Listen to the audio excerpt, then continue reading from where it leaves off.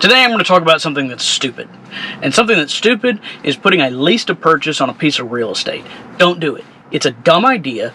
It doesn't work. It never works out. And it's actually probably the worst thing that you could do to buy a piece of property. Here's why. First, lease to purchase agreements aren't actually recognized by the law. This creates a problem. See, if you occupy or own a piece of property, you're either a tenant or you are an owner. There are very different sets of laws that govern whether or not you're a tenant or an owner. If you are a lessor that is trying to purchase the property, you fall into this weird gray area in which you actually don't fit into either one of the categories, and it makes it a complete nightmare to try to figure out where you sit if something goes wrong, because something absolutely will go wrong. I have been practicing for 11 years and I have never seen a lease to purchase option work.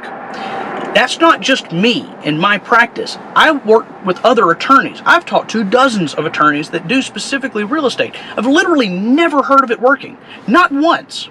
Not once in my 11 years have I ever heard of a lease to purchase agreement being successful. Which brings up the third issue. So if things go south, and they will go south, then you're going to be stuck with a piece of property that you don't really know what to do with.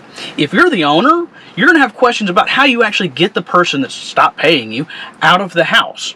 They're not technically a tenant, they're not technically a mortgagee, so we don't really know how to kick them out at the end of the day. If you're a tenant, you don't know what happens either. You don't know if you can upgrade the house, or any of the expenditures that you're going to put into the house are going to end up resulting in equity at the end of the day.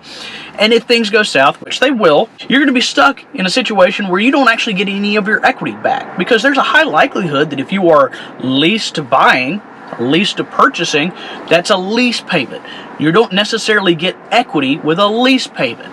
So you might pay a bunch of money and then see no equity at the end of the day. This creates the exact same problem with the person that's trying to get somebody out if they're a lessor.